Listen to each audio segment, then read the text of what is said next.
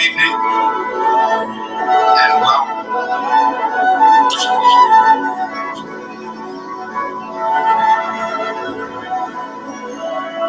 How are you this evening? Good. Let me do a couple of things here that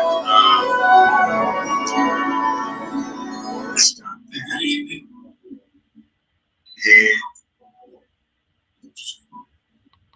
All right, I got an echo happening. So I have to figure out what is this evening.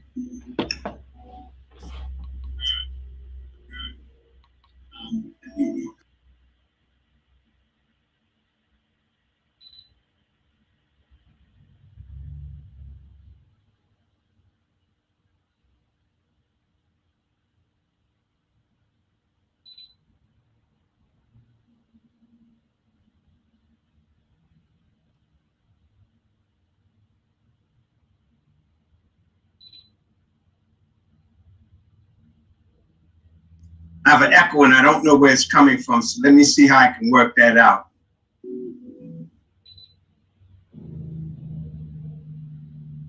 I guess it's gone. I'm not hearing it now. All right. So thank you for joining this evening's program.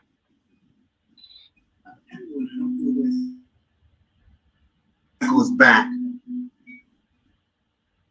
Hold on 1 minute here.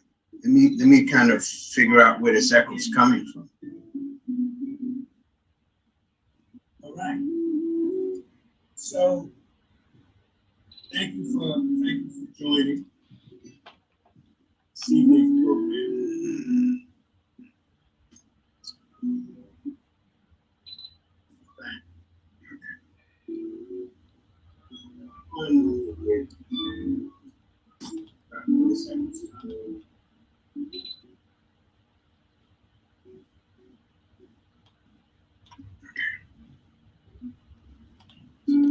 Do you have another window open?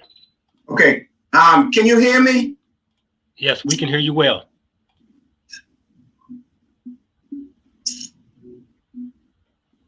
Are you able to hear me? Someone show me your hands or something that you can hear me. Okay. All right. That's all that counts at the moment. I have an echo and I don't know where it's coming from, so I'm gonna proceed. This evening, I'm going to provide you information on the winter and the winter's ability to work within the compounds of our ancestral healing. Winter is the season of our ancestors, and so with it being the season of our ancestor, it's also the season for us to really begin to heal, so that we're able to work within the compounds of the DNA that has come through us for many, many years, actually thousands of years, millions of years, basically, because of the fact that we're carrying the bloodline from the people who have come to us for centuries, and so with that being the case, now what's happening is that now I think I found the echo. So let me just remove this.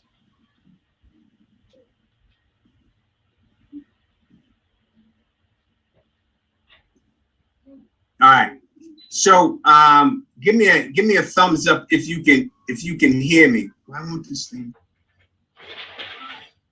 So give me a thumbs up if you can hear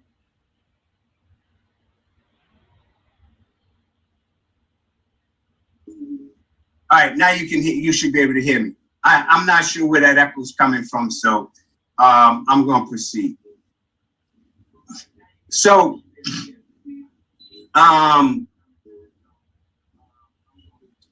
recording in progress. So the thing is that, you know, we're carrying the blood in the bloodline of a lot of people whose shoulders that we're standing on, and who came before us.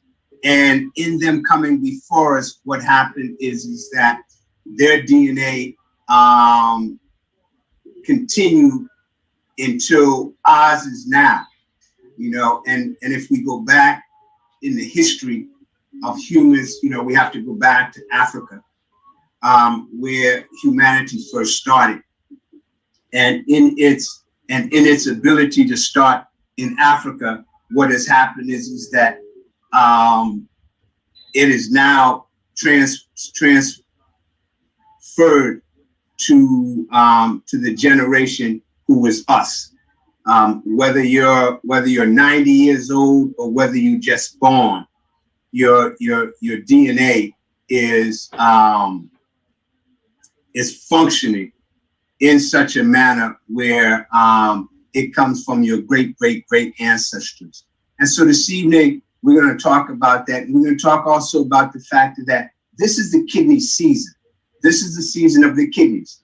And the kidneys have to do a lot with how our body functions and how we function in terms of our mental attitude, our mental capacity. It functions as to our fertility, our ability to maintain our stem cells and our immune system.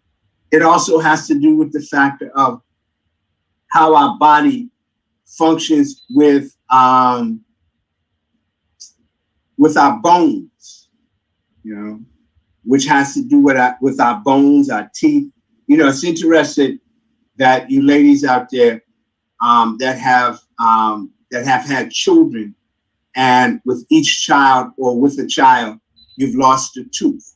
That's the connection between the kidneys and the bones, you know, that kind of thing. And so when you start to look at that, you start to look at the fact that this can be a piece where, you know, your health will begin to grow, and you will then begin to find that as you age, your body becomes better. Or if you're up in advanced age, you can begin to increase your health as your lifespan moves forward. So with all of that said, let me get into a shared screen here. Give me a minute here because I got a couple of things here. Okay, so here we go. Let's share this screen here. Good. And okay, so it didn't share it the way I wanted it to share it. Well, let's do it this way. Okay, there it is. Okay, so as we move through, you know, as I said, winter is the season of our ancestors. Okay, winter is the season that our bones have the DNA, and winter is the season where we are in such a place where the body is able to heal because of the stem cells. And so when we start to work with that, when we start to look at that, we start to look at the fact of what is it that we should do in order for us to maintain the balance of our health, of our stem cells, and of our DNA.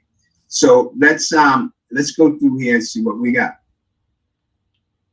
So winter is actually the cold season. And by it being the cold season, what we're talking about, well, one of the things that we talk about during the cold season is we talk about hibernation, you know, and all animals basically hibernate in the wintertime, or they move around differently in the wintertime than they do in the spring and the summer and that kind of thing. So when we start talking about the winter, what happens? What happens is the fact that what happens is that we find ourselves working within the compounds of how the winter functions. As the animals instinctively know exactly what to do. With us as humans, we don't. What we do is we do all kinds of things. We don't hibernate.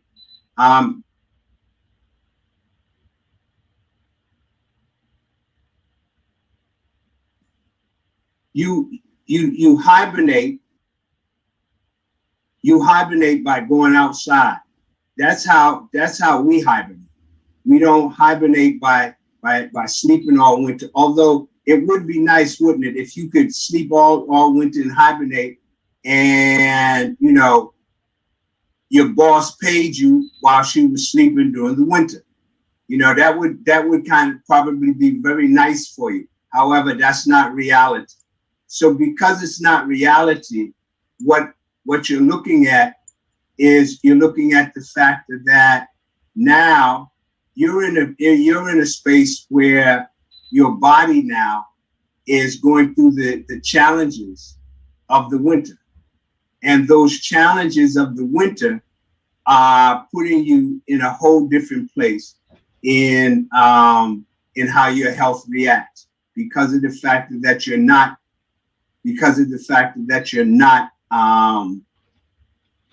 in a hibernation stage. However, your body does go into a hibernation stage. We don't deal with it in that manner, but it does. For instance, your digestive tract in the wintertime begins to slow down. That's why in the wintertime, we find ourselves having or gaining more weight, which is basically waste, than we did in the spring and in the summertime and in the fall. So because of that, what now is happening? What now is happening is the fact that because we're gaining more waste now during this season, we kind of talk about the fact that, well, I gained weight over the winter and I don't know why I gained weight. You basically gain weight due to the fact that your body is storing, because during this season your body needs to store fats basically so that it maintains the warmth because of the cold. However, you know, as global warming is happening, one of the things that we're dealing with here is that we're dealing with the fact that it's warm out. So because it's warm out, that means that we're not going to gain as much weight. The digestive tract is not going to slow down as much, you know, and you still have the ability to function in the manner that, you know, you were functioning in the autumn, and as well as in the spring.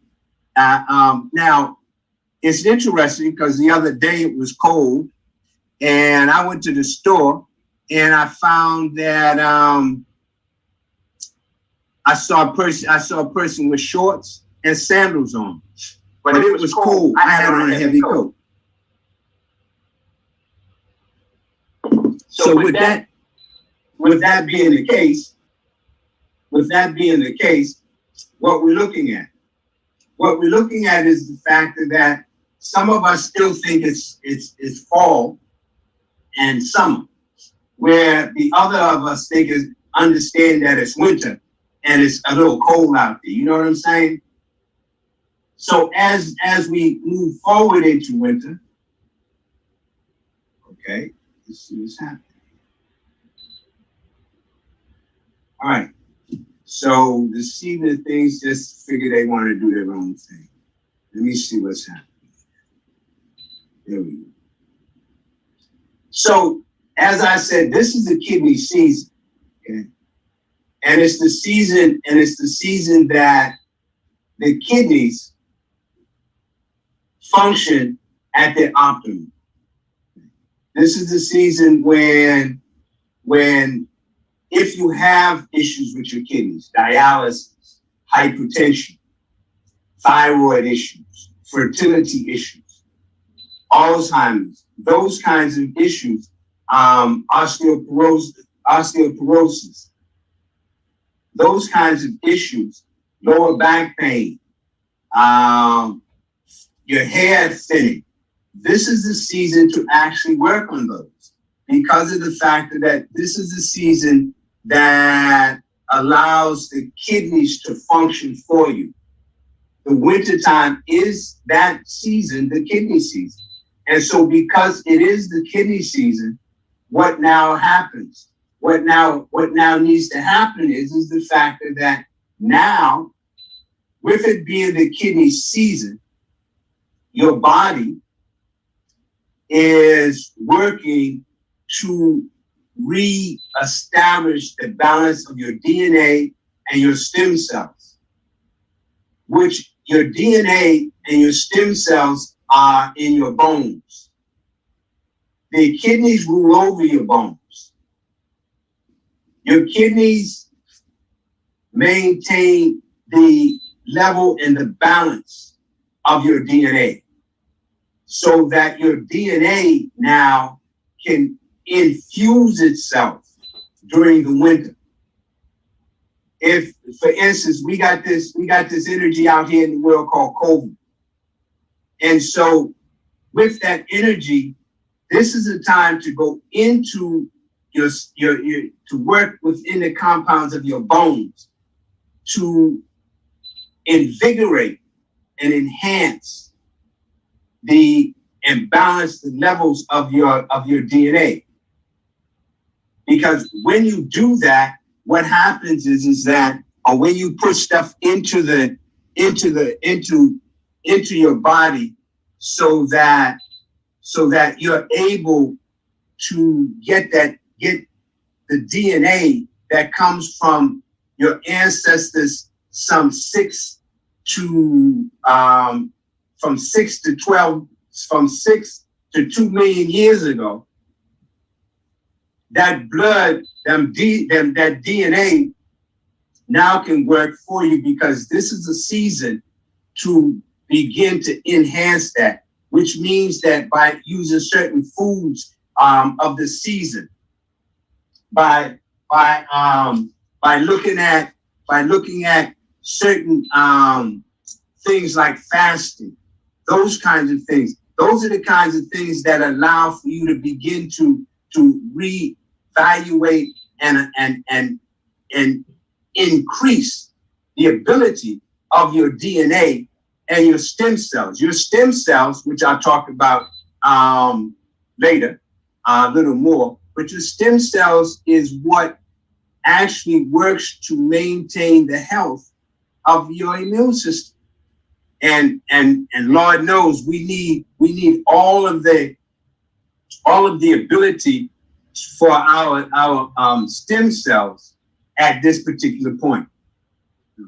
We need that because of the fact that we got this energy that's running around the planet here that's causing us to shut stuff down and all of that kind of stuff. So your left kidney is a yin kidney, which means that it's water.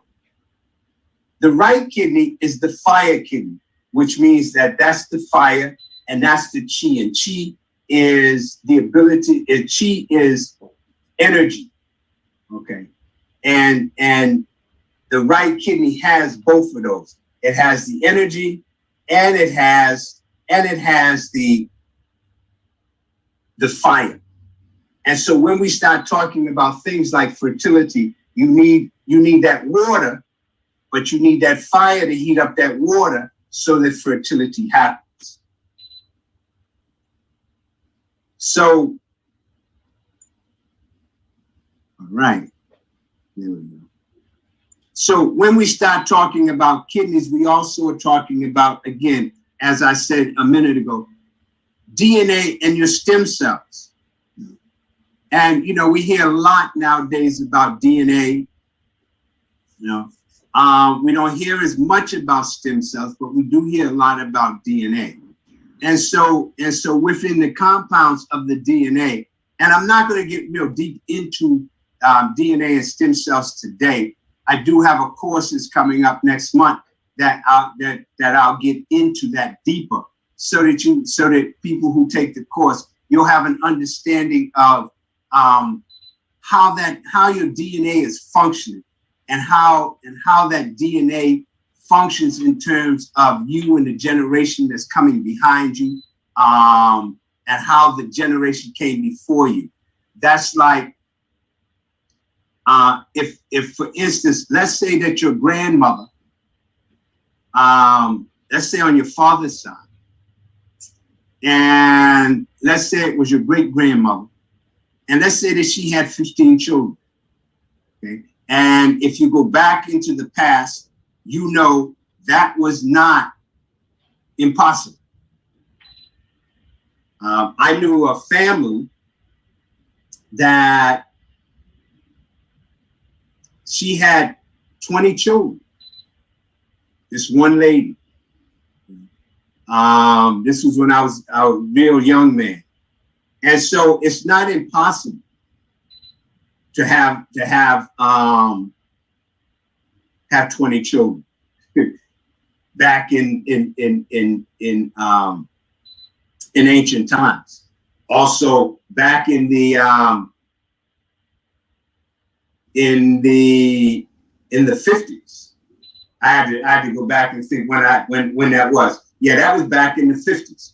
And so what you're looking at is you're looking at the fact that as time has grown, we have become less fertile. A lot of that has to do with the foods we're eating, the medications that we're taking, the thoughts that we're thinking, and that's not supporting our ancestors. And so because we're not doing those things, what is happening now is that now we're finding that we are having things go on that have to do with the ability of us not being as fertile as we once were. And so the thing that we should be mindful of is the fact that if we begin to work on our body, our mind, our spirit, then what happens is that we then find ourselves working towards the factor of us healing. And there's a difference, and there's a big difference between curing and healing. There's a great big difference between curing and healing. Curing only happens to ham, and it only happens to ham when you put it in a hot house, put salt on it, and let it stay in the heat. That's curing. Humans don't cure. God has given us the ability to heal, but it's about what we do to heal. How do we deal with healing? What does healing look like to us? See, because we have to answer those factors in order for us to be able to heal. When we start looking at our ancestors, we have to go back and say, well, how did they heal? One of the pieces that they did a lot was they prayed. The other piece that they did, especially from the African traditional systems, they gave reference to their ancestors. They gave reference to their ancestors because of the fact that they understood the fact that they carried the spirit of their ancestors. And that's what helped us to heal. Even as we were brought from Africa to Turtle Island, as this land was first called by the indigenous people who lived here, which then it got renamed America after a map maker. And so, and I wasn't much on geography, but I did remember that. So the piece of that has to do with the factor of, if you understand that there's more to your life than just you, and the healing process is more than just you, because you carry the blood and the DNA of many generations of people who have come before you, and some that are now living, and some that now have passed as ancestors. And so if we keep that alive, then we'll find that we can rebuild fertility without a whole lot of drugs, and not to tell you not to do whatever you need to do in terms of your fertility. But we have young women of childbearing age who are having fertility issues.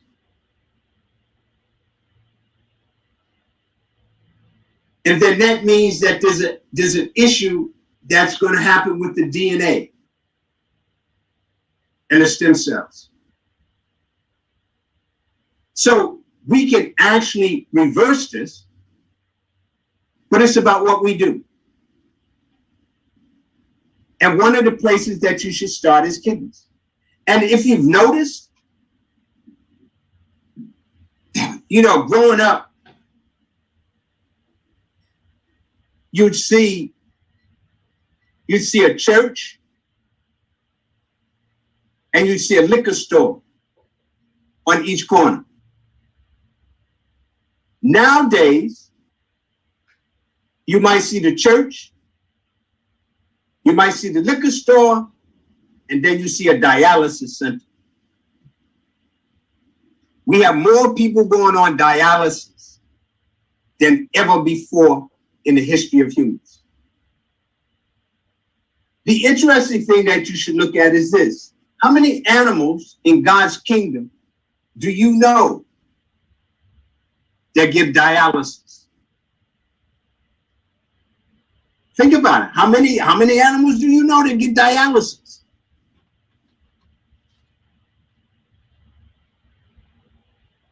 For me, I don't know of any.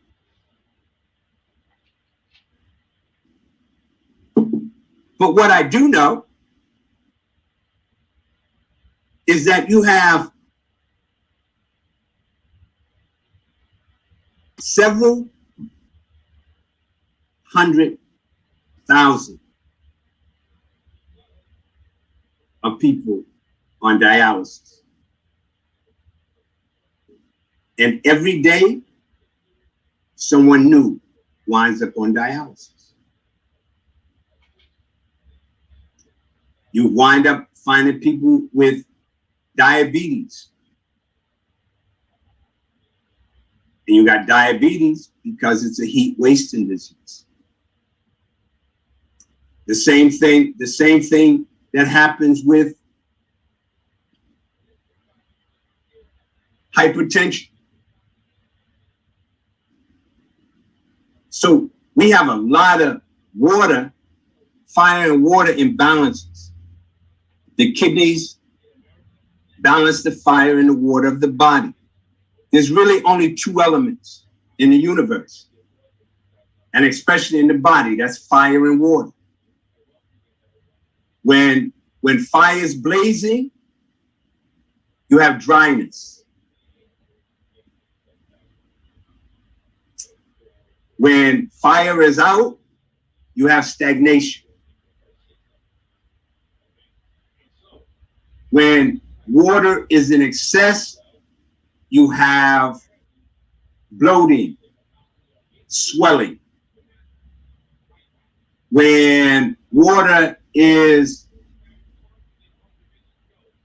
in a stage of deficiency, extreme deficiency, you have too much heat. So you can have itching, you can have hot flashes, fever, those kinds of things. When they're balanced, when the right and the left kidneys are balanced, you have life longevity.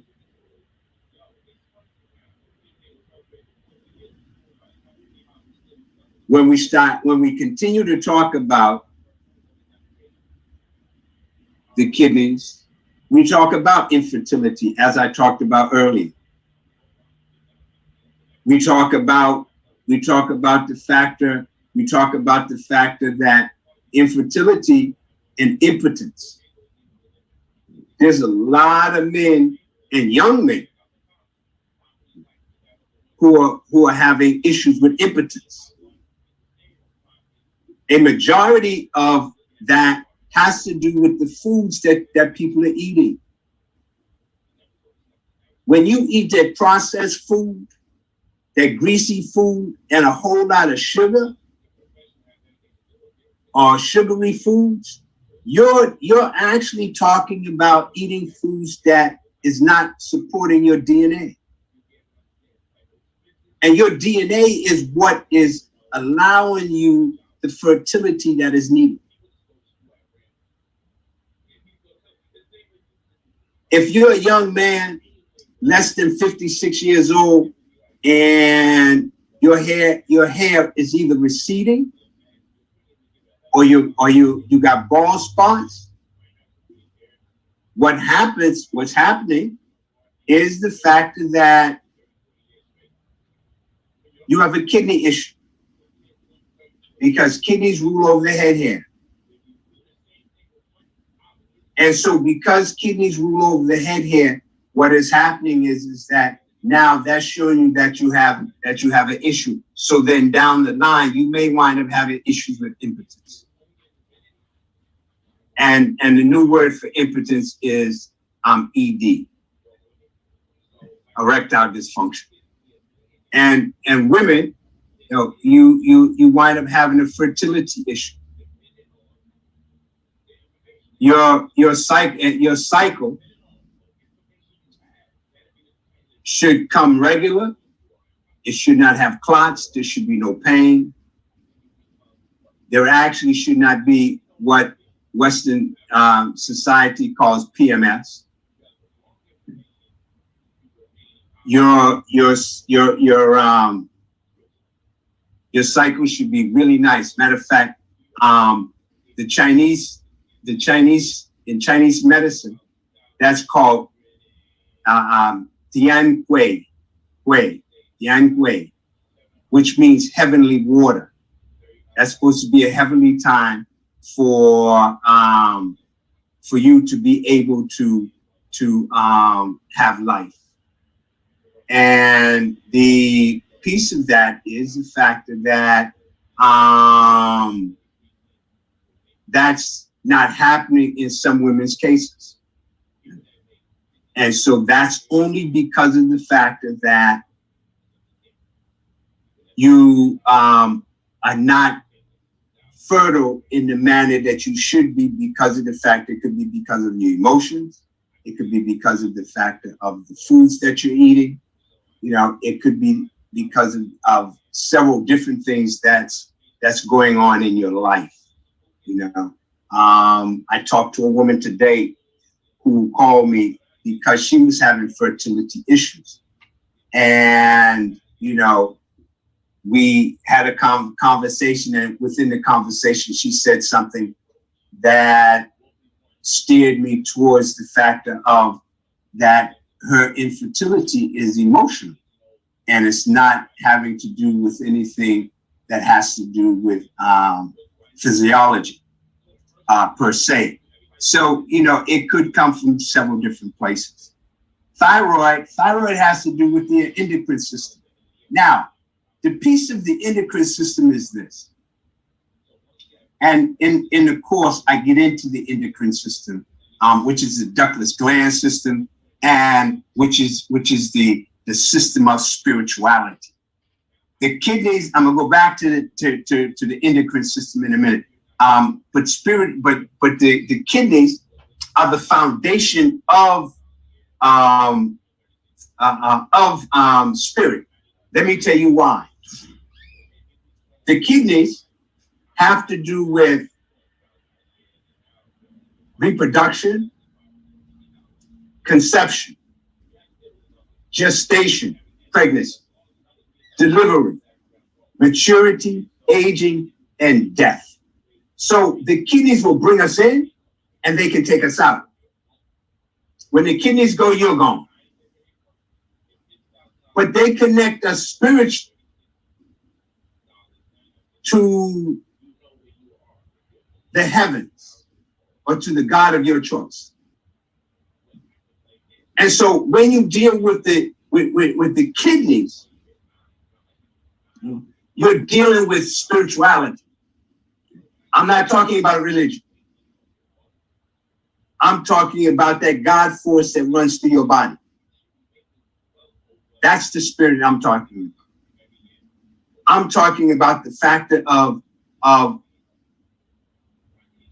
that invisible energy that's inside of you that wakes you up in the morning, that puts you to sleep at night, that whispers in your ear on things that you need to know. Sometimes you follow it and sometimes you don't. That's the piece.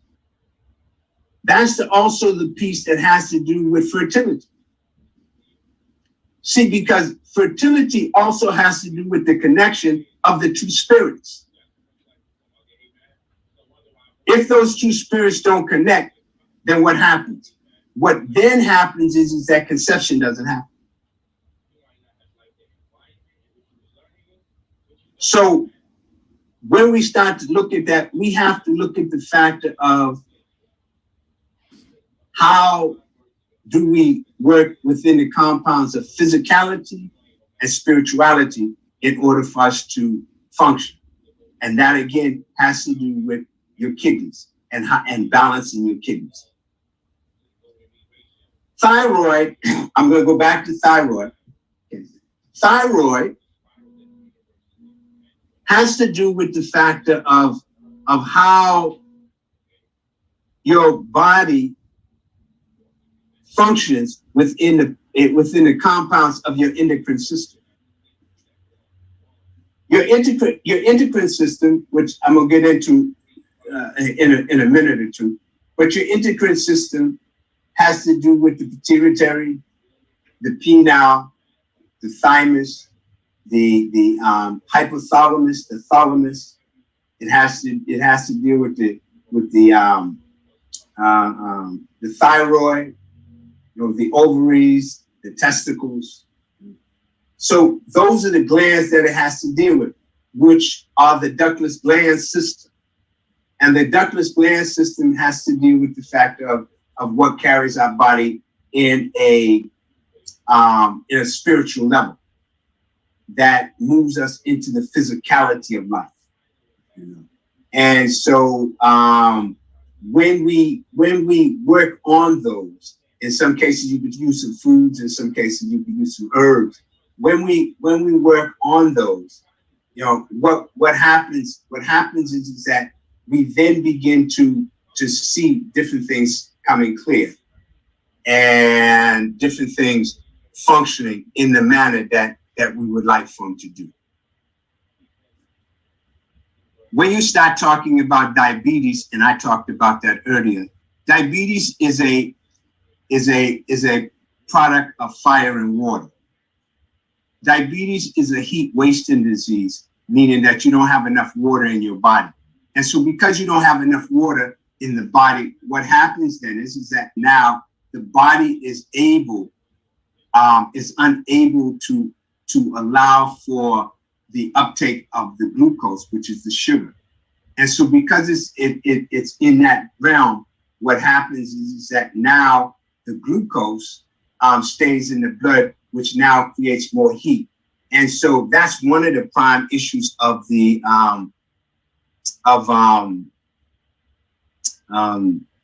that's one of the prime issues of dialysis.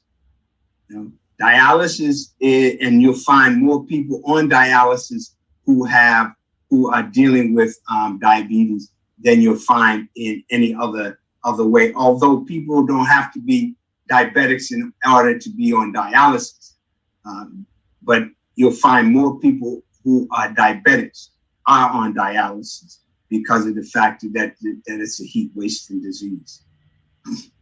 Bone health has to do with the factor of, again, osteoporosis. And this is a season to really deal with osteoporosis and allow for the body to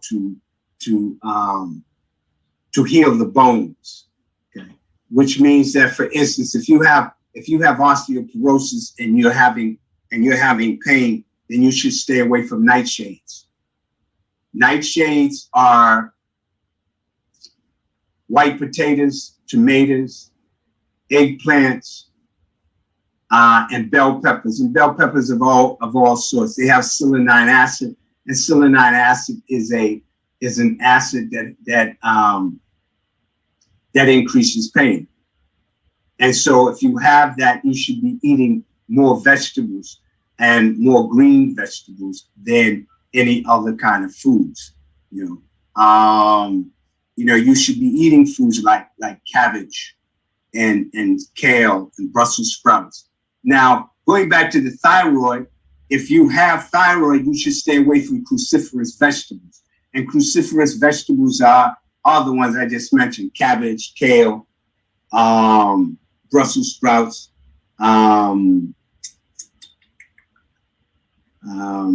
what's the other one? Kale, because kale is one of them. Cauliflower, those kinds of things. Those are things that you should stay away from because of the fact that they block thyroxine, and thyroxine is the hormone of the thyroid. And with diabetes, you should stay away from anything that's sugary and starches. But for bone health, then you should take in things like beets and eat plenty of things like apples and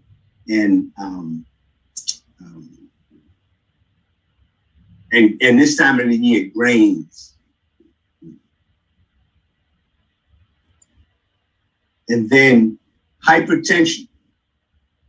And, when you start looking at hypertension, what you're looking at is someone asked about the cruciferous vegetables working against cancer, and they do. They definitely do. But if you have a thyroid issue, then they're going to work against you. You being able to have. They're going to block thyroxine from doing its job as a thyroid hormone. And so what's going to happen is that you're going to now have more problems with your thyroid than you did before. But cruciferous vegetables are one of the finer vegetables for cancer. But you also have to look at other things as well when you start talking about cancer. But those are good for cancer. They're not good for people who have thyroid issues unless you eat them sparingly. And then that means that you don't want to create other issues with your thyroid because of the fact that you're eating cruciferous vegetables. Okay. I hope I answered that question for you.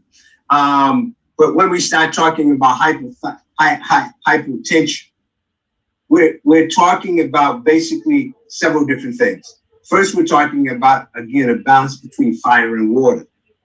Second, we're talking about the fact that not only can the kidneys be involved, but the liver can be involved, or the spleen and the stomach can be involved.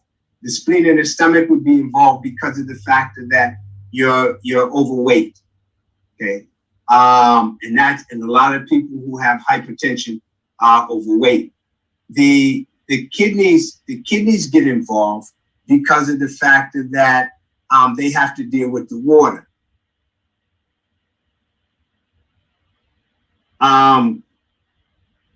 The kidneys will get involved. The kidneys will get involved if you have too much fire and not enough water. And the kidneys get involved in that manner because of the fact that the liver has to do with fire. Well, it has to do with heat. And so the liver is easy to get heated. And it's easy to get heated because of the fact that what you're looking at is you're looking at the fact that the liver synthesizes everything that we do, everything that we think, everything that we wear. Everything in our life has to go through the liver. So if you're all stressed out, that's going to create heat within the liver. The heat in your liver, what that's going to do is that's going to cause you to have issues that now are functioning in a manner that increases the heat in your blood, which now is going to increase your blood pressure.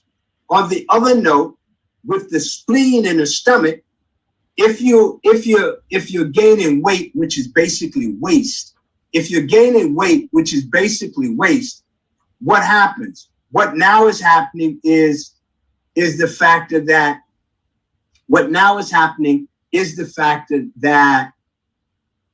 now you have more fire than you have water. But in some cases, you have more water and no fire. And if you got more water and no fire, then you got coldness. That coldness turns into the cholesterol. Because when you have fats and fats don't have heat, what happens is that the fats then begin to solidify. Everything that happens out in nature happens within your body.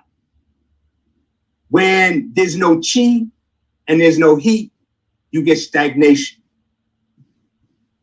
High cholesterol is stagnation. Cholesterol should flow. If the cholesterol isn't flowing, then what's happening in the body is now you got stagnation. That stagnation can come from your bowels. If your abdomen is protruding, that means that your bowels are not moving, which means that you're suffering from malnutrition. That could cause your blood pressure to rise. That could cause plaque in the arteries because there's not enough chi and there's not enough heat. So now the right and left kidneys are not functioning in the manner that they should. So here we have hypertension. When we look at hypertension, we look at how the liver's doing, how the heart's doing, how the kidneys are doing, and how the spleen and the stomach's doing. Because the first thing you want to do is put things in perspective. And the first perspective you put it in terms of how to heal it is terms of re-establishing digestion. That's one of the pieces. In all health disharmonies, digestion is most important because that's how you're going to get your nutrients. And so with hypertension, you're looking at the fact of how your body is functioning in terms of your liver, and in terms of your kidneys, more so, and your spleen. Because all three of those function on how your hearts function. And in order to really get into that, it would take a minute. And so that's why during the class, I get into each one of these so that you have an idea. Going back to the thyroid, if the gland has been radiated, then kelp, okay. Sea kelp. I make a product called Green Earth Food, which is one of the products that I provide for people who I treat with thyroid. What kelp does is kelp helps to fight radiation. And in terms of thyroid, it helps balance the thyroxine so that the thyroid receives its share of thyroxine without having issues. So when you start to look at that, you're looking at the factor of taking in some seaweed or something of that nature, assist in reducing and or eliminating some of the radiation that has come from the irradiation of the thyroid. When we talk about mental health, mental health is a function that plagues us all. From the time we hit the planet until the time that we leave, mental health is an issue.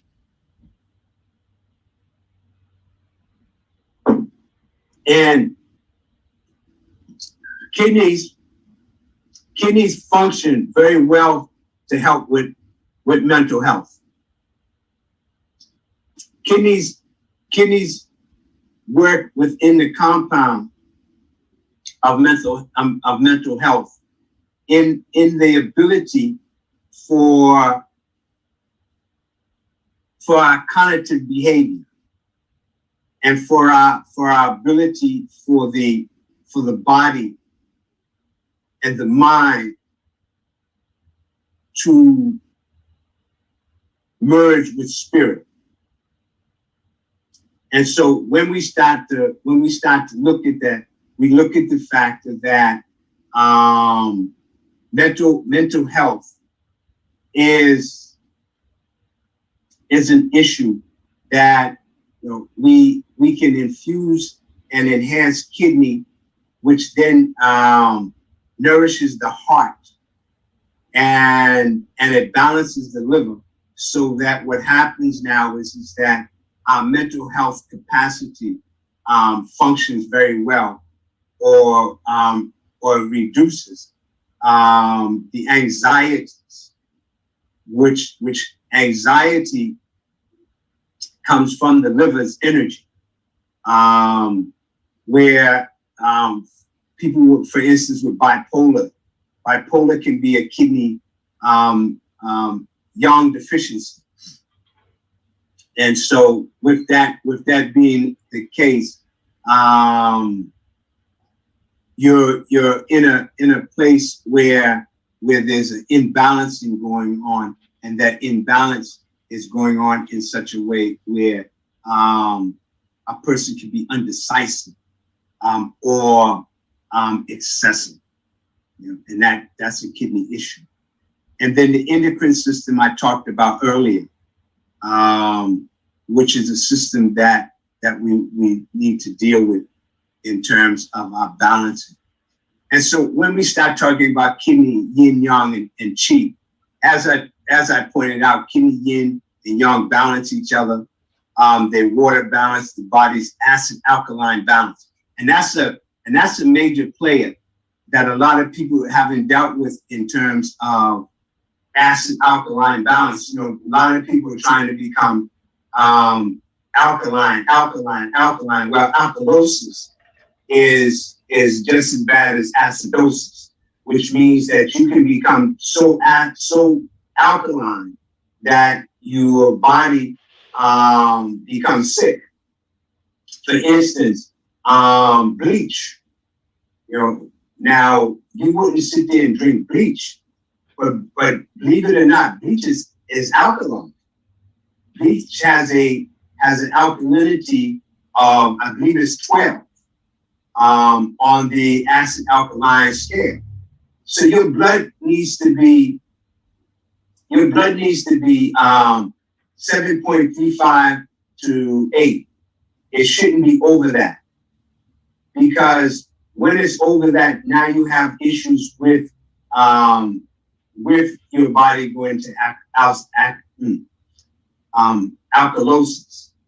And so you really want to make sure that you keep it within the compounds of between 7.35 and 8. That way, now whatever gets into the blood doesn't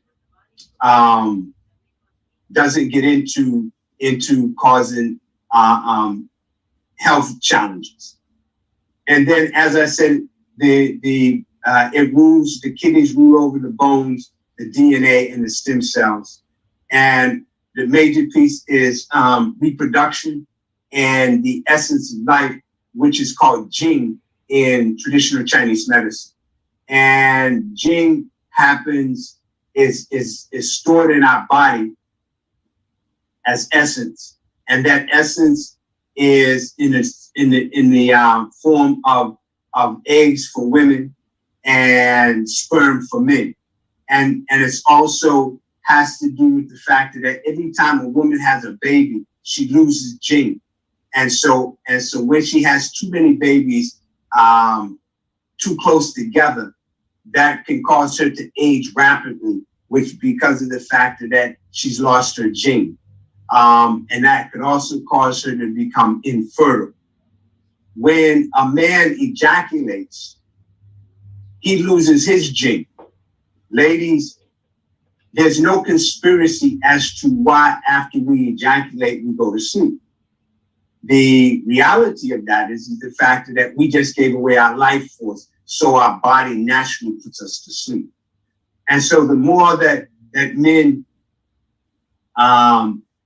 ejaculate, the more they have the possibility of having issues with their prostate, which now could cause them to have ED later in life, those kinds of things. And so that's what that is. And then, as I talked about, stimulation of the brain and the bone marrow, the sensory organs of the ears. And interesting enough, if you look at your ear looks like two things that has to do with humans. Think about it for half a second, and I'm going to come back to it. The sound is groaning. Groaning is the sound made in the bedroom. That groaning sound that we have when we have affairs in the bedroom. That's the sound of the kidneys. Its color is blue and black. Its emotion is fear.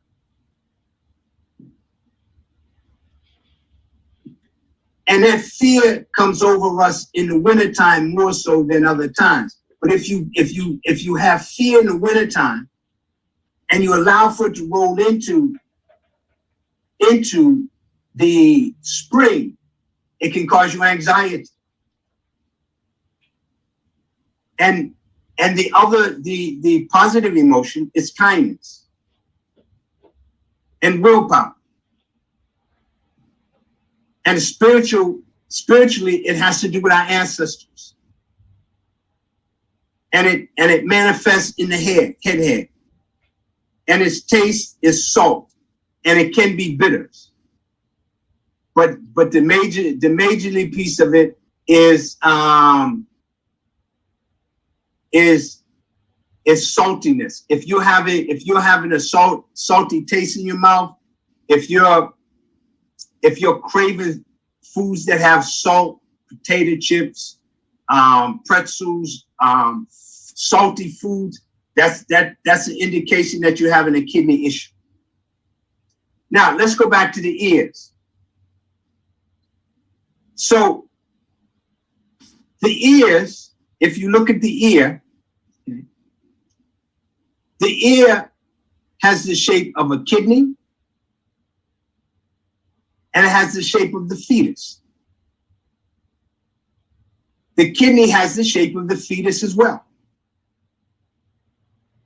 So they're all tied in there together.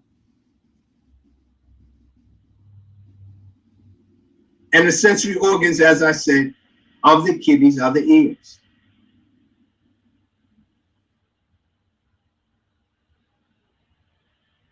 I went in the wrong direction. And so we go back to Africa, which was the beginning of life, which dealt with your DNA.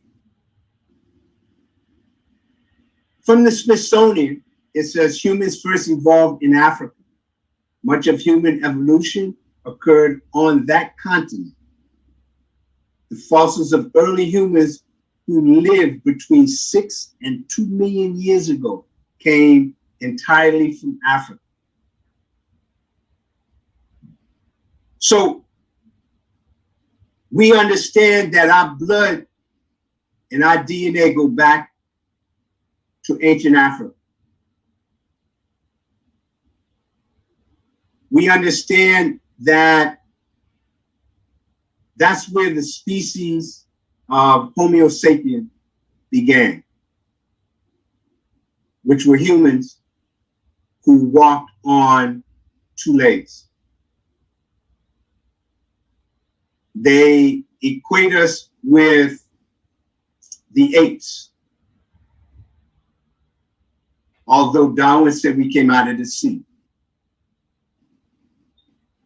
We arrived somewhere from the sea and somewhere from the apes, because if you ever tasted a tear, you see that the saltiness. If you ever tasted sweat, it's salty. And if you do urine therapy, and some people do, matter of fact, there's a whole therapeutic urine therapy that people use for cancer. Okay. And if you ever did a urine therapy, you would know that the urine tastes salty. So there's some kind of connection between our body and the water. It has to do with the sea.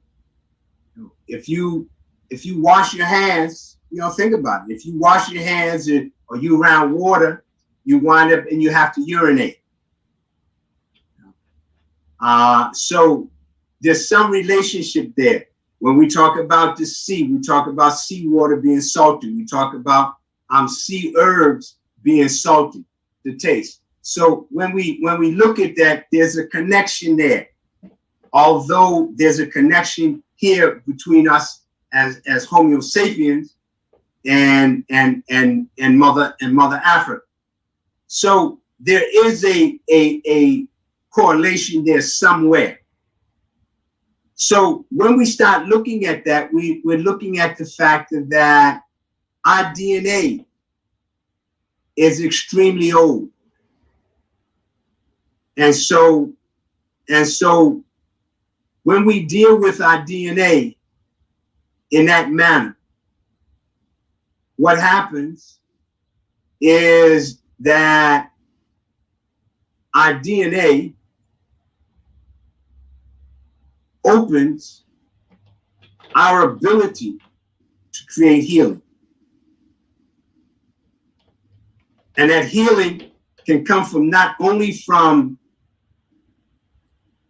us doing what we need to do of eating properly, of fasting, praying, but from us doing, the work on ourselves so that we can maintain the health and the healing of our body, our mind, connecting it to our spirit.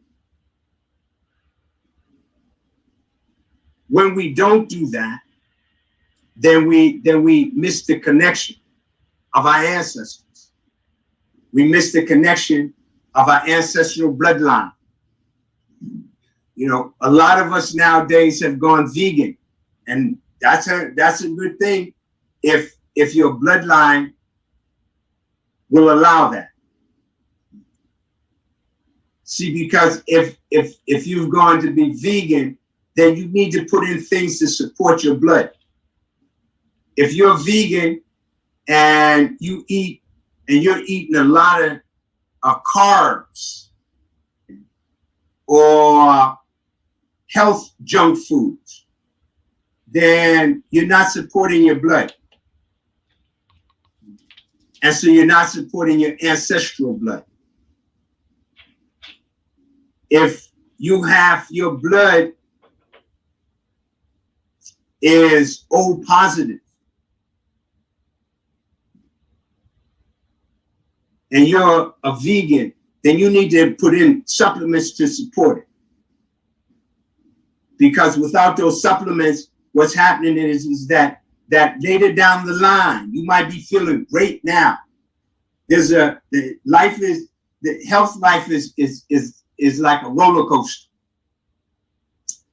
And if you ever rode on a roller coaster, you know that the roller coaster go click, click, click, click, click, click. And when it gets to the top, it goes. Well, your health does the same thing when you get 50. When you get that AARP card, yeah, your health starts to dive just like that. And so you may not be feeling that now. You might be feeling great. Your body, everything is great because you're young. But once you get to 50, then your body starts to talk different. So if you're vegan or vegetarian and you got O positive blood, then you need to spruce it up so that, you know, it provides you and it provides you with the nutrients that you need so that you do build your bones, so that you do build your DNA. You know, the bones and the bone marrow is where our DNA and stem cells are. And so with that happening, that's where the replication happens. And so you want to be able to get it so that your bones maintains that replication so that you can continue to live healthy and put longevity onto your life. You know, there was a time when people were living to grand old ages. And it's interesting, now they say, well, now people are living longer. But people were living to 200-300 years. See, so, but because of the factor that we're eating all kinds of different foods now, the foods that our ancestors ate, the foods that the slaves ate, the foods that the indigenous people of this continent ate, you know, are not the same. And they're not the same because of the fact that we polluted the earth in all kinds of ways. So now the soil is ruined. And so because the soil is ruined now the soil doesn't have the nutrients that are needed. So now we need to take supplementation. And the supplements that we need to take have to do with minerals, vitamins, amino acids, antioxidants, because we're not getting it all from the food. We need to also make sure that our digestive tract is functioning properly. What I suggest to people is you take digestive enzymes and probiotics. See, because if you get the digestive tract, and if you've ever been to any of my classes or courses, you know I always talk about digestion. If you put the digestive tract right on target, what happens? What happens is that now the things that you eat will now extract the nutrients, and you'll be able to get the nutrients that you need. You know, you gotta build and maintain your constitution. especially in these times we're living in with this variance that keeps happening. You got to maintain your constitution. This is the time to build that, to rebuild that, to reestablish that, and to maintain the health of your blood. Because when you do that now, what happens is that now your body will function for you in the manner that you want it to function. So there's 4 different types. I'm not going to get deep into them. I do that in the course. We get into the blood types during the course. But I just want you to know what they are. So you have blood group A. Has A antigens on the red blood cells with antigen B antibodies in the plasma. I don't want to get into that tonight because that can take a minute. B has antigens with the anti-A antibodies in the plasma. O has no antigens, but both anti-A and anti-B antibodies in the plasma. And plasma is what it swims in, which is albumin. And then the group AB has both, okay? Antigens and antibodies. And I'm gonna leave that at that. If you're really interested in understanding this, I would suggest that you sign up for the course that happens, I think it's January 10th. It is on the website. But you really should have an understanding of your blood type. And if you don't know your blood type, ask your doctor if your doctor could do that for you. If not, see about donating some blood to the Red Cross. And they'll definitely tell you what it is because they have to screen it.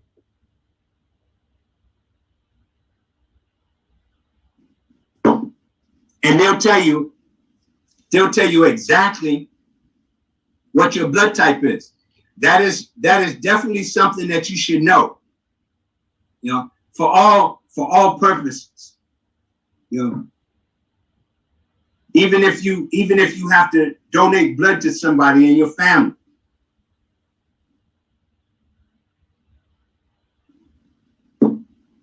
Talking a lot, my throat's dry.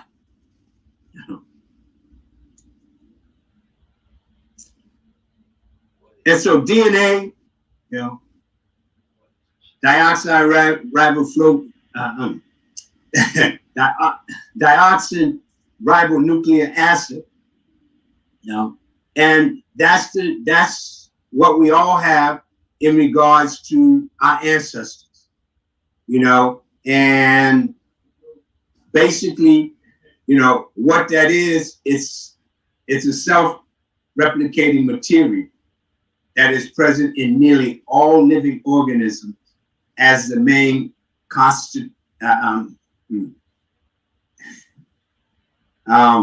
wow, I can see the word and it don't want to come out right at the moment.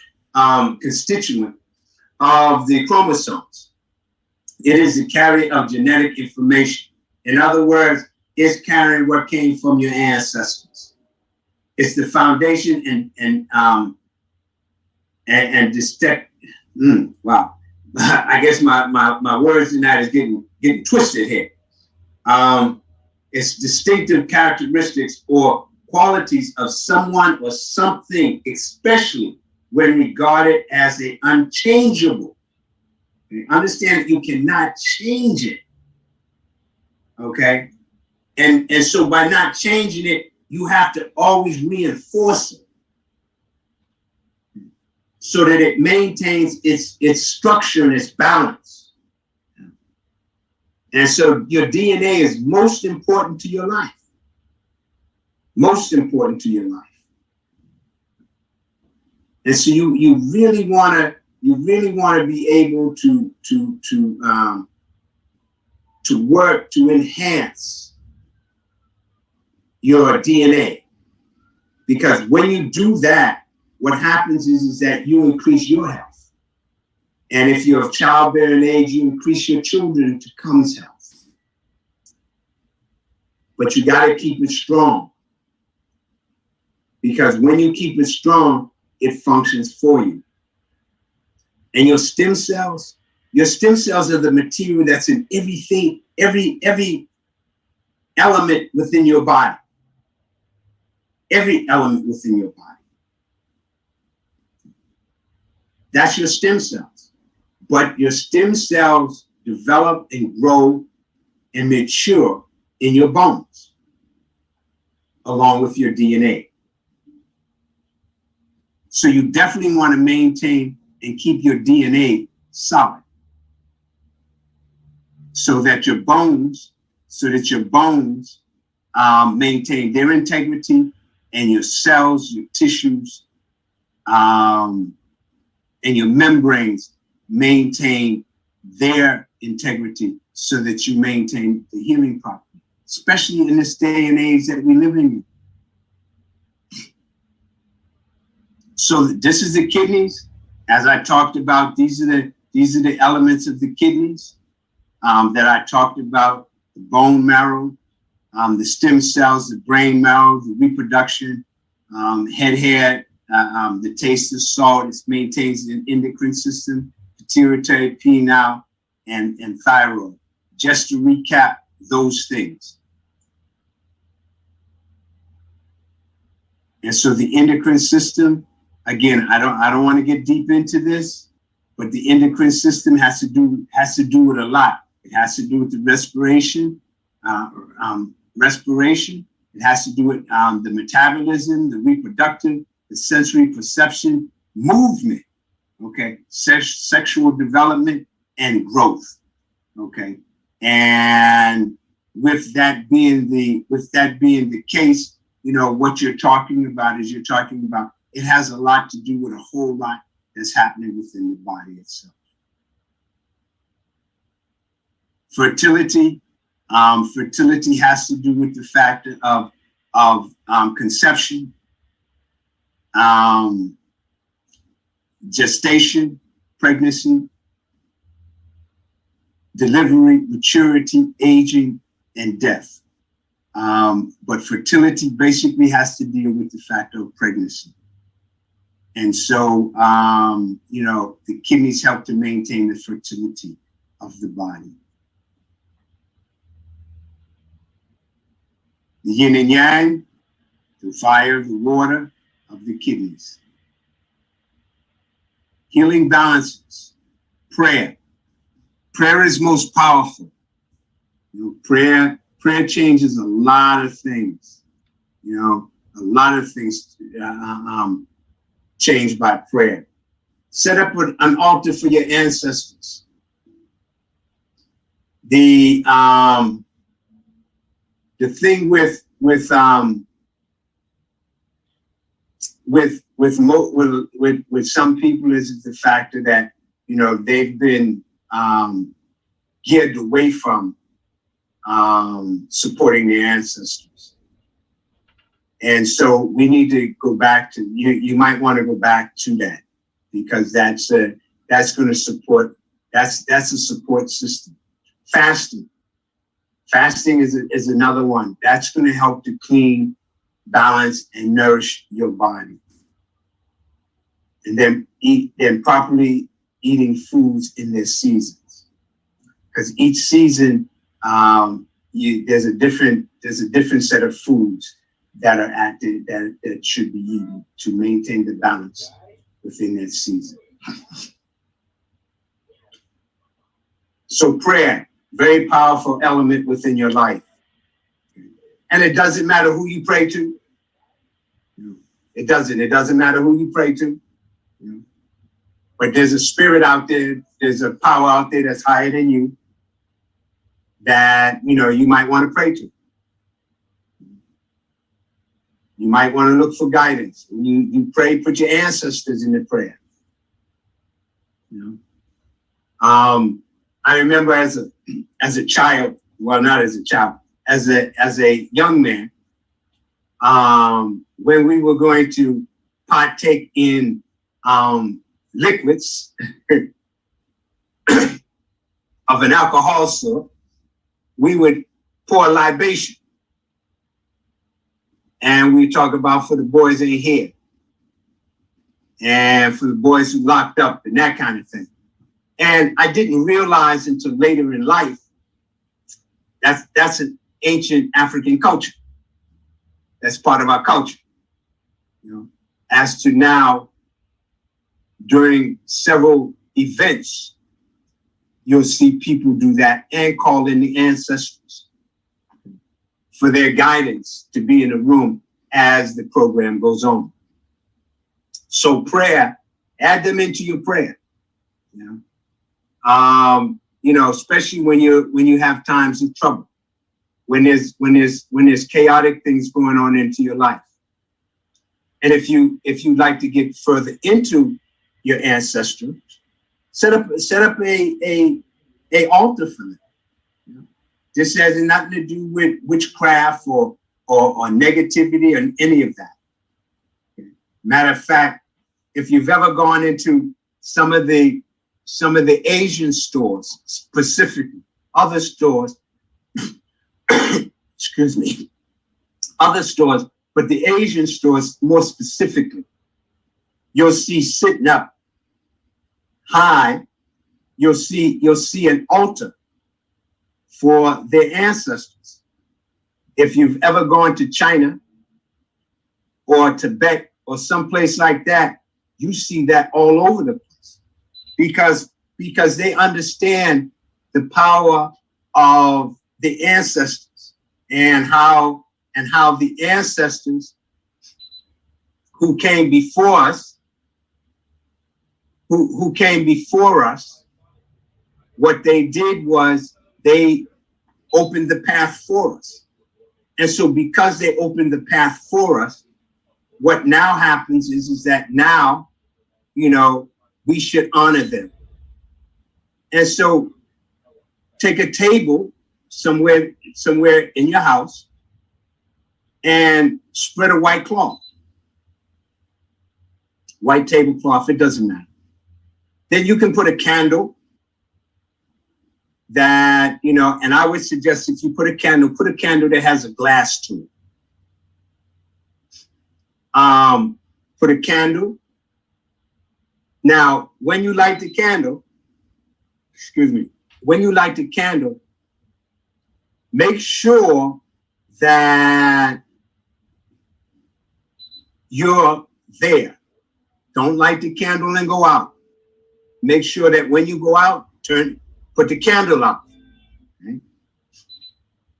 Put a candle, or when you're sitting there praying, light the candle.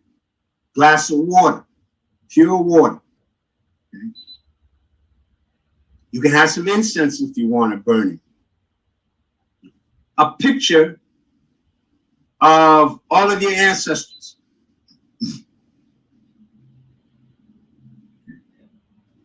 Put some flowers if you want, you know. Put some notes to your ancestors. Those kinds of things, you know. Yesterday was my mother's birthday, her Earth Day. And so I bought her a card and sat it on her altar, on the altar. I didn't get out much yesterday, so I couldn't get her flowers. But normally on her and my father's birthday, on the birthday of my ancestors, I normally get them a card, some flowers, or some things that I know that they liked, to show my appreciation for them allowing me to come through their gateway so that I could be present during this time and space. So they are, for me, a key element of my life. And so with that being the case, you know, you could do things like that. And when, you know, when there's, when my mind is in an unstable place, I'll sit with them so that I can get clarity. Because of the fact that even though they've passed to the next time and space, they are still relevant in my life. And they'll always be as long as I'm vertical on the planet. And I do talk a little more about that during the course, because it's very important that we work within the compounds of our ancestors. And due to certain circumstances, we've been pulled away from that, and it's been called all kinds of other things other than what it is, which is giving honor to our ancestors. Let's see what we got. So the winter fast, and if you're interested, you can order that online. The winter fast is a fast that has to do with drinking juices, taking herbs, drinking water for a number of days. Those days can be anywhere from 3 to 30 days. It's up to you how you would want to do that. What that will do is that'll create a balance for your kidneys. It'll help to cleanse the lungs. It'll fortify the kidneys. It will balance. It will help to start balancing the digestive tract and get rid of any residue, any waste that's in the system, so that as you go into spring, spring is the major detoxifying time. As you go into spring and detoxify, what happens is that now your body will be in a state where you actually can detoxify. So it's drinking liquids, and it's taking either an enema or colonic to clean out, to help remove bowel waste from the system, as well as to rejuvenate your system, to increase your body's healing function. Matter of fact, this is my second day of breaking a fast. I did just a small, short fast during the winter, but this is my second day of breaking it. So I'm still getting rid of waste that was in my system. And so, and it shut me down for a day. It definitely shut me down for a day where I just cooled out for a whole day. But I feel I feel really nice after doing that fast. And like I said, it's still cleaning stuff out of the body. And so, and that's the piece that, that I bear witness to. And I've been fasting for close to 50 years now during each season. And each season I set up a fast so that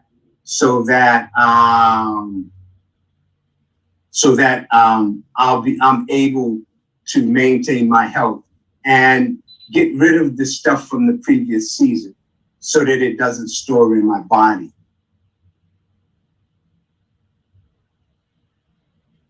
Okay, so the pros and the cons of an enema. The pro of an enema is that enemas are good because of the fact that they don't put a lot of pressure on your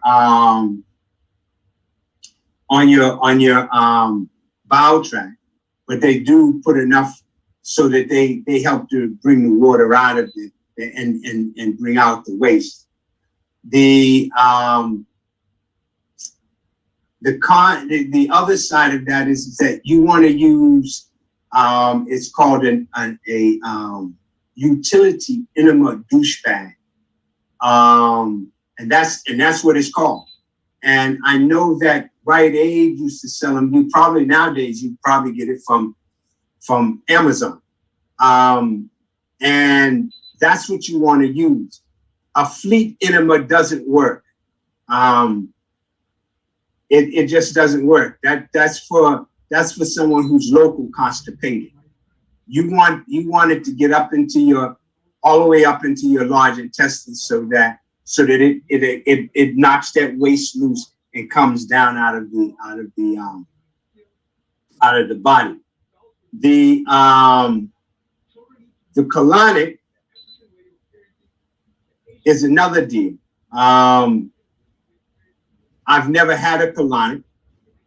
I have been associated with colonic hydrotherapists who have used several different types of machines. And so that works to really go up and expel the waste from your body. The other piece of that is that when you do those, one is you need to take probiotics afterwards, because what happens is you need to be able to put that healthy bacteria back into your bowel tract. Because if you don't, then what happens is that now you'll be in a place where your bowels may not move for about a week or so, and because the bacteria has been washed out of your colon, you may wind up with a yeast infection. So those are kind of the things when you start talking about enemas, and you start to talk about colonics. They have been good. The people who have done my program have who do the program every year with me, every season with me. They have found great results in using either a colonic or using or an enema. The other part of an enema is the fact that you're doing the enema, and so because you're doing the enema, it can get a little messy. Okay, and so you need to be able to have something, and they do sell little stools or stands that you can put your feet on, so that they're elevated above your chest. So you want to get something that you can do that with. Some people do it and they lay in the bathtub. To me, that's a lot of stress, because when it's ready to come out, you got to jump up out the tub and hit the toilet. And that's just a lot. And if you miss it, you got a mess. Okay, you got a real mess. So my piece is that sit on the toilet, do everything on top of the toilet. And so when it decides it wants to come down and come out, boom, there it is. You know what I'm saying? Opposed to you trying to get out the bathtub. You gotta, first off, you gotta hook the hose from yourself. Okay, then you gotta do this mad dash to the toilet. And depending on how your bathroom is made, the toilet could be several feet away from the tub. So the best way to do that, I think, and I could be wrong, is to sit on the toilet and take care of all your business right there on the toilet. And so, that's the piece that I would suggest that you would do in regards to enema. And so when you start doing the cleansing program, you fast for the amount of days that you feel you need to fast for, and then you break the fast. And that's the most important part of the fast, is breaking it, because you want to break it in such a way where you start off with a piece of fruit, and then you go as far as the amount of days that you.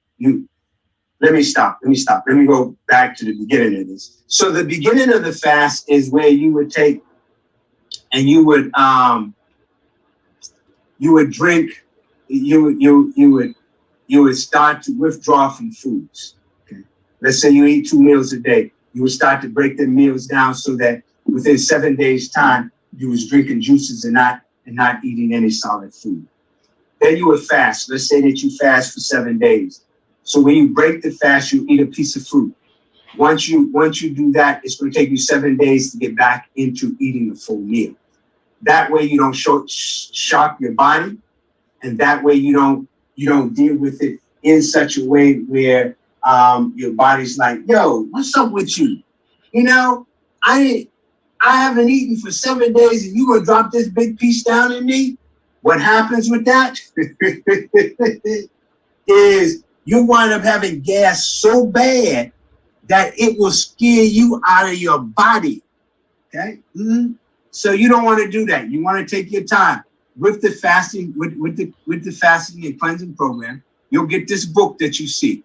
Okay, that book will guide you through your levels of fasting and how to do that, so that you have an idea of what you're doing, especially if you've never done it before. Now, let me say this to you. If you are diabetic or you have some sort of autoimmune deficiency syndrome that you can't fast, then there's another program that I have for you that helps you to clean your system, okay, and reestablish the kidneys, because of the fact that some people can't. They, because of what's going on in their body, they can't fast, and that's all right. What happens on the other side of this fortification process with the kidneys is that you begin to feel much better, and you begin to see and feel the way that you haven't felt in a while, because of the fact that you've gotten rid of the waste that's in your system. And so, you know, with that being said,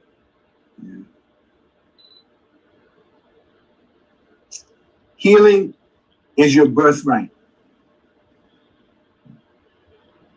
And so I would say to you, eat healthy foods within the seasons.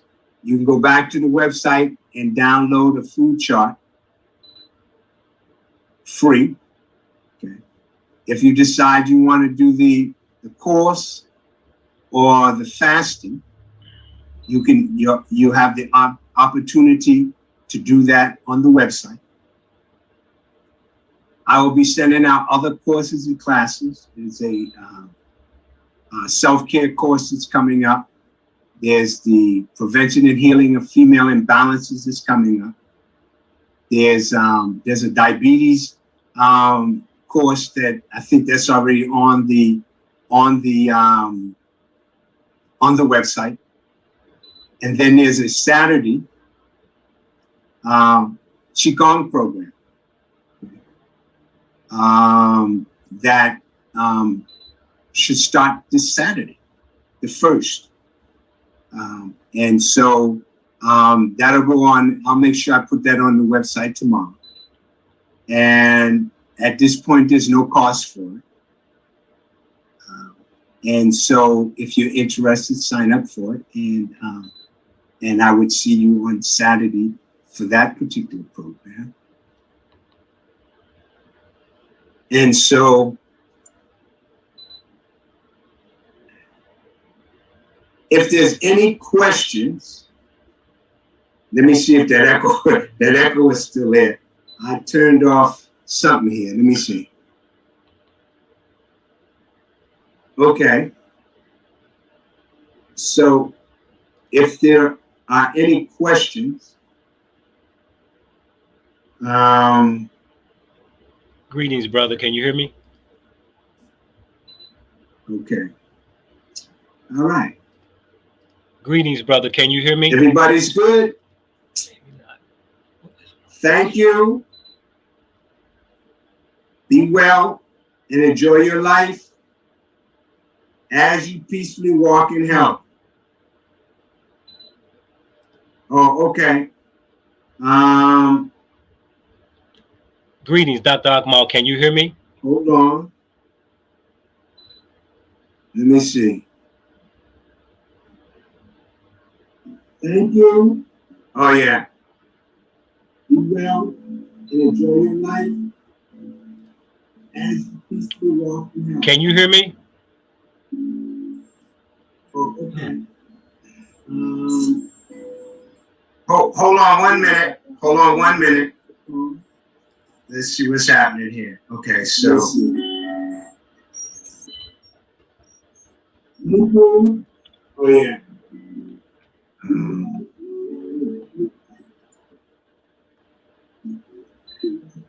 Can you hear me? Okay, that's good. Hold on 1 minute. Hold on 1 minute. Let's see what's happening. Okay, so. Okay. I must be on it twice.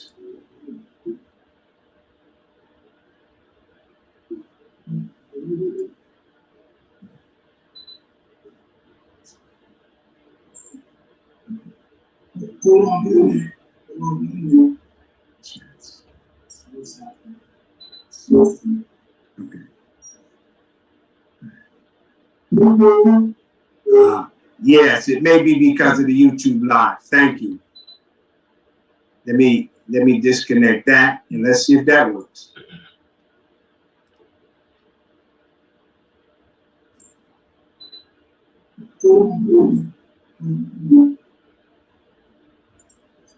Okay. Let's see. That's yes, it may be because of the YouTube. Nope, that's not it. All right, let me recording stopped. That. Let's see if that works. Nope, that didn't work. Well, all right. Are you able to hear us? Yep, I can hear you now. Okay. Okay, great. I have one question. With someone that is born with one kidney, what spiritual meaning is behind that? Well, that could be a few things. One of the things it could be is because of the fact that now I'm gonna go into some other stuff with you. One of the reasons is because of the fact that it could be a past life issue for that person. And so when that person chose its parents, their parents, they also were dealing with the factor of how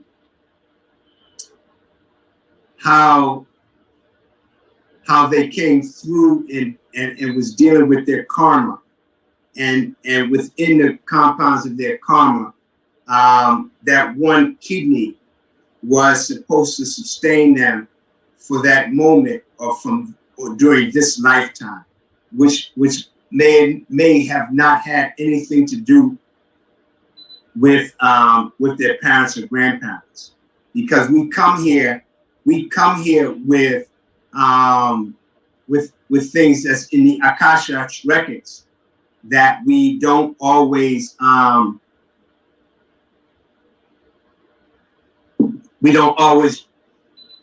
look at, and we don't always deal with. And so, and part of that has to do with the factor of us not knowing. Okay. And so because we don't know that this is what we came through here with, we don't tend to deal with it. That's why prayer a lot of times helps us, because as we go into prayer and meditation, what happens is that we now are in a space where that prayer and meditation gives us the information that we don't physically get with being in the physical mind. So that's one of the pieces that that could cause a person to come through with one kidney. And again, not necessarily is it having to do with ancestral, but it can be dealing with the factor of karma.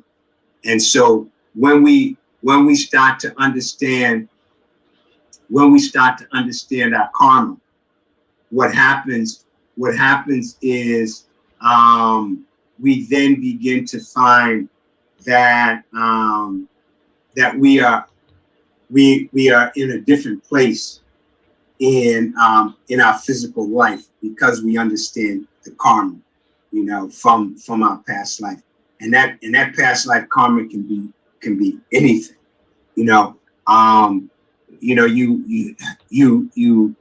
find people, and you find people that you say, wow, I know you from somewhere, and that person's spirit could have been coming from a past life, and you know that. There's a piece that people talk about, deja vu, and deja vu is like, well, I've done this before.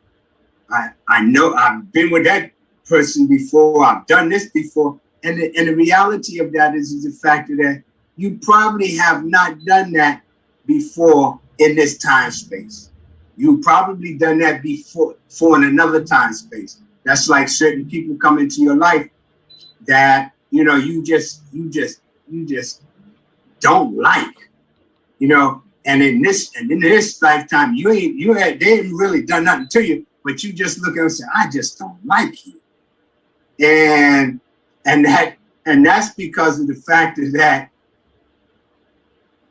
in your past lifetime, you and that person were antagonists, and so in this lifetime you got to figure out, how come you don't like that person, and how do I get to like that person, and then in other lifetimes, the other piece could have been that in a past lifetime, you and that person could have been a lover, and y'all came back into this lifetime to keep that love going.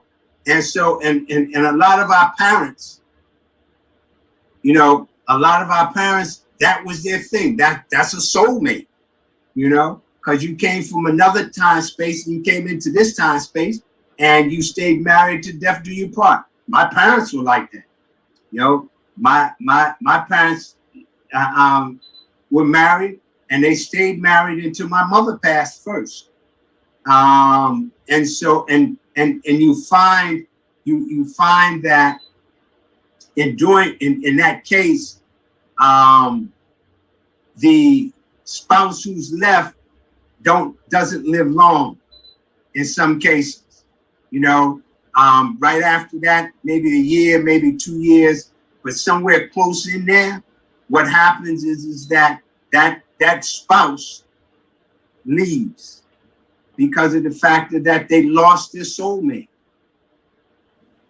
So yeah, there is a lot to that when you start talking about the fact that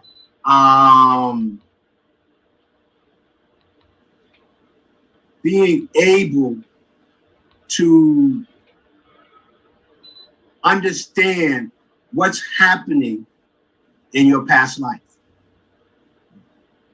That's like, in one of the things I have people to do is first off, write down all of the people that you don't like.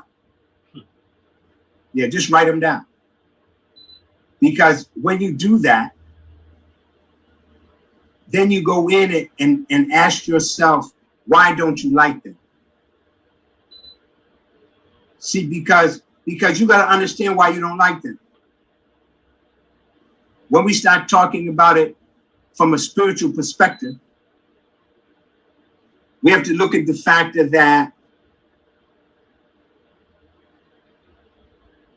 there should be nobody on the planet that you dislike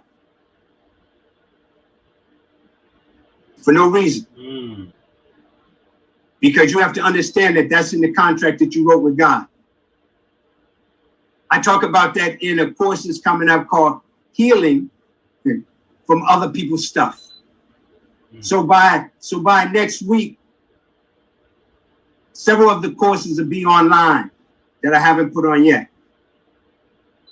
But in Healing from Other People's Stuff, we go through that. Because of the fact that that's what life is about. That's why we're here. We're here to heal. We're not here to cure nothing. Unless, of course, you want to cure some ham. Then you better find a hot house to put that ham in and put some salt on it with some smoke, and then boom. But if you're talking about healing, you're talking about a whole different ball game. Because healing isn't about that. Healing is about you connecting,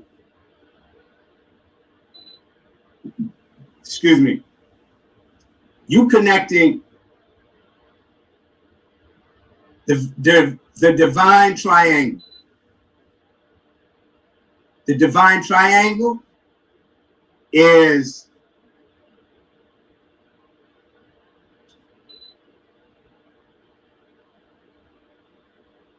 the mind, the body,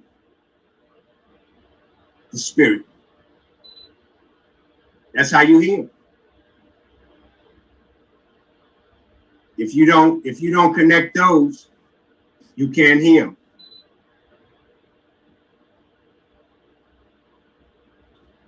And I got it. So when you start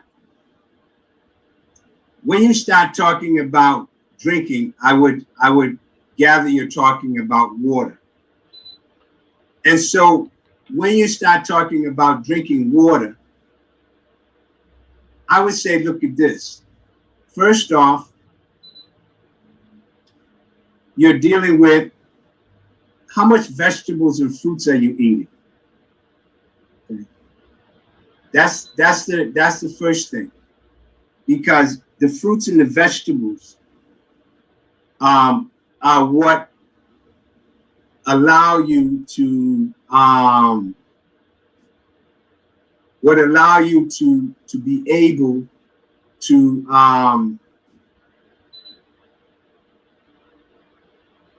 put water in your body. That's the first thing. The second piece, the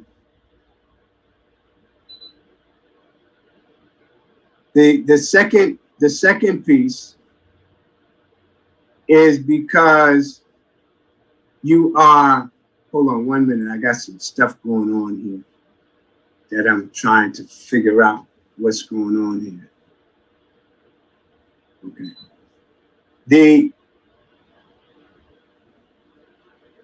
The second piece,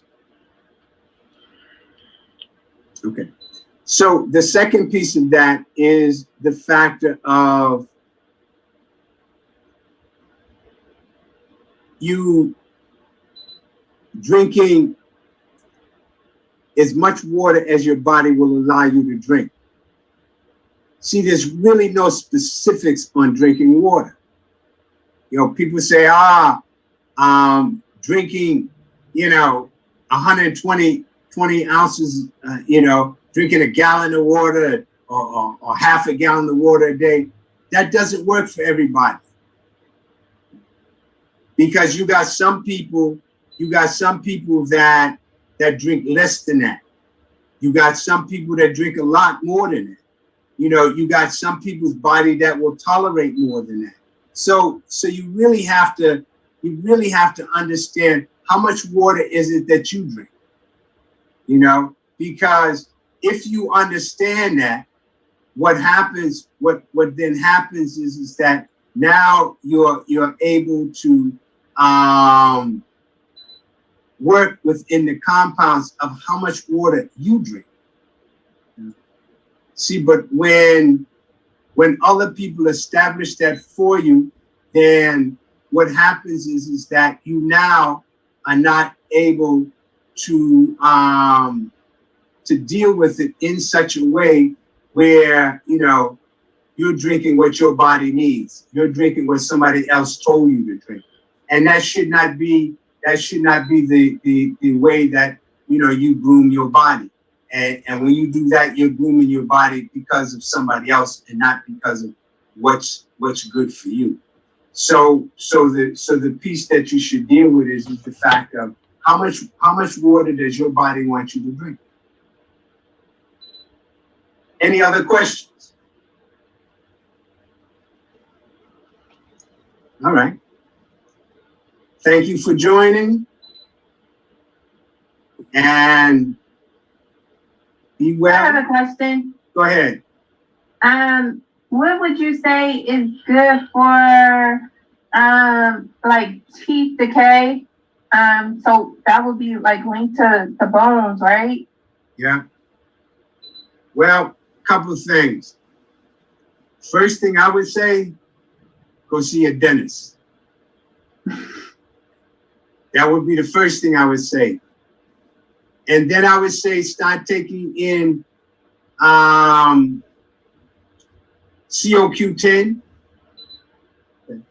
CoQ10 is good for the bones. It's good for the DNA, and it's very powerful for tooth decay.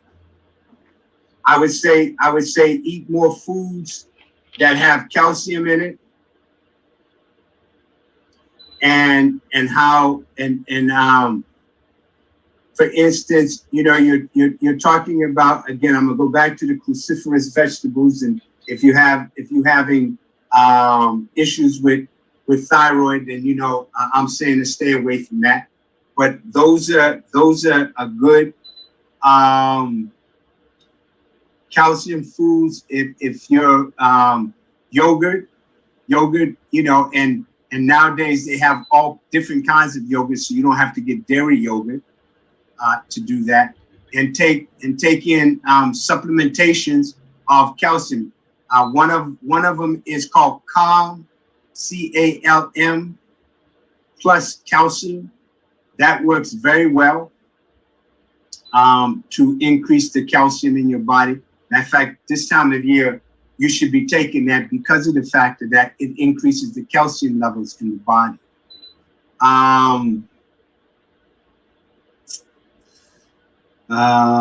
Green vegetables. Oh, absolutely, green vegetables. Green vegetables are another one that you should be taking in, because green vegetables help. They not only do they have calcium, they have chlorophyll. And with the chlorophyll, what happens is that now the chlorophyll will aid the body in its ability to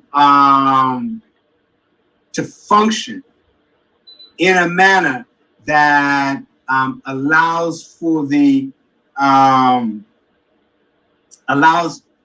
body to receive calcium, and it proliferates the blood cells.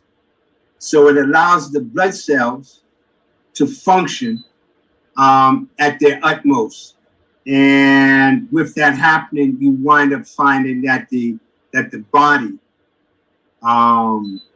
takes in the calcium and starts to repair. It starts to repair different kinds of issues with the teeth.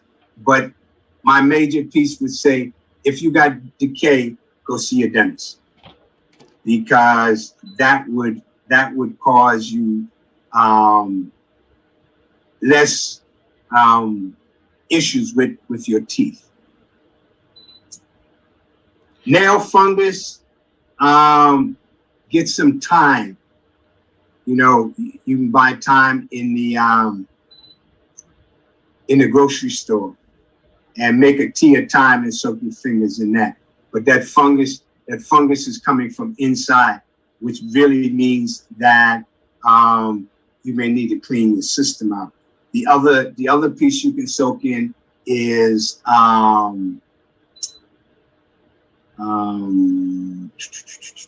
it's in there. Tea tree oil. Those will deal with it from the external, but internally you'd want to deal with cleansing your system, because that's going to get the fungus out, and that fungus could be from anywhere. In regards to mineral water, mineral water, I mean, you could drink mineral water, but if you know, mineral water could, let me put it like this here. When you start putting in waters of that nature, you know, you got to understand, what is it doing? Is it working with the minerals in my body, or is it you know, causing havoc with the minerals in my body? You know, you want to make sure that it's not too much minerals, and you want to make sure that you got enough minerals. When you take in things like herbs, and you take in things like sea herbs, you know, they're going to give you minerals. When you start taking in water, you got to really make sure, you know, that the water is authentic. The other thing is that if it's bubbling and it's sparkling, that kind of mineral water, that could be acidic. Okay, that could really be acidic. You know, we have all kinds of things nowadays that we can drink and we can take, and all of this kind of stuff, business here, but we don't deal with the factor of our digestive system, and we don't deal with the factor of how we are improving our, you know, our manner of foods within the seasons and those kinds of things. And so when we don't do that, we really find ourselves having other kind of issues because of the fact that we're just not putting that in. You know, that's why Red Bull sells so good.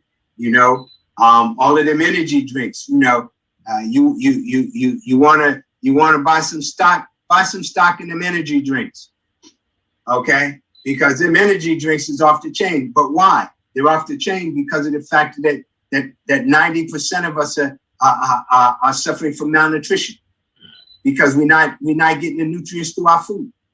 We're getting the nutrients through other things. And if you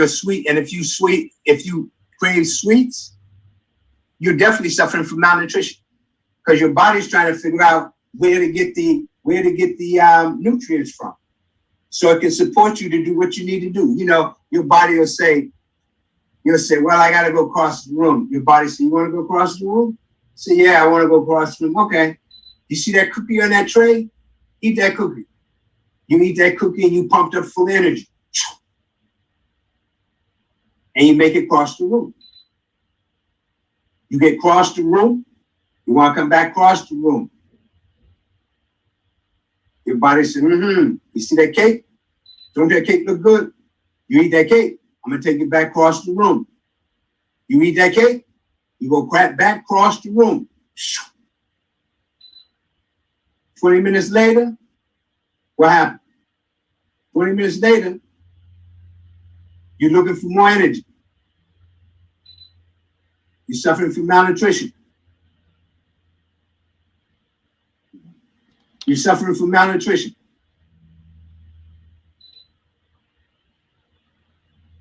Reestablish your digestive tract. Take enzymes, digestive enzymes, and probiotics. And when you take those, you will find that your body will begin its healing process, because of the fact that you're building the healthy bacteria in your intestinal tract. And so with that happening, you're working on longevity and healing. You know, these waters, you got alkaline water, you got electrolysis water, you got distilled water, you got spring water, and you got everybody's water. You know, my preference, distilled water. It has a pH of 7.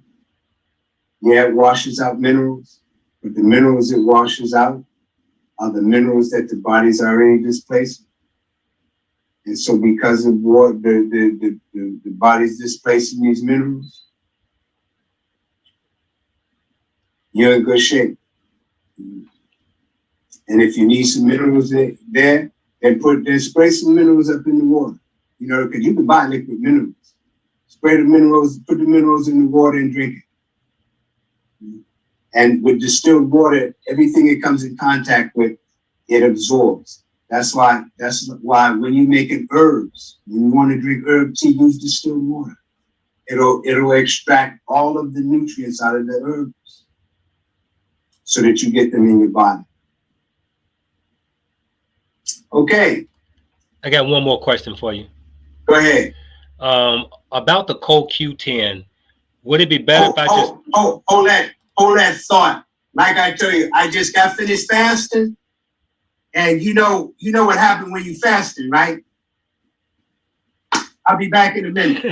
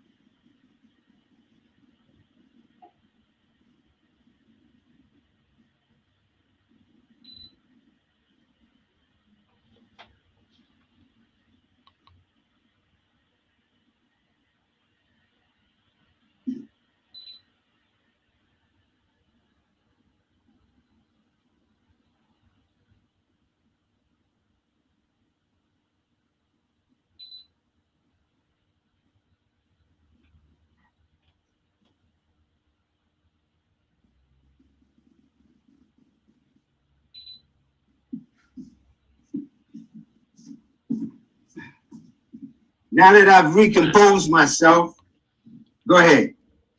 If it's about CoQ10, if CoQ10 converts in the body into ubiquinol, should I just take ubiquinol? I mean, you can. The CoQ10 works on it so that it breaks it down in such a way where the CoQ10 works also on other things than just ubiquin.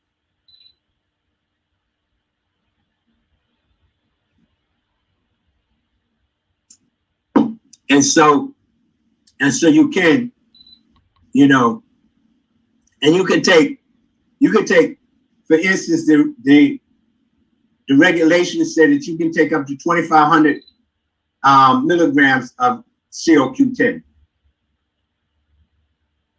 And so, I would say, this is what I would say, try it and see, if you've got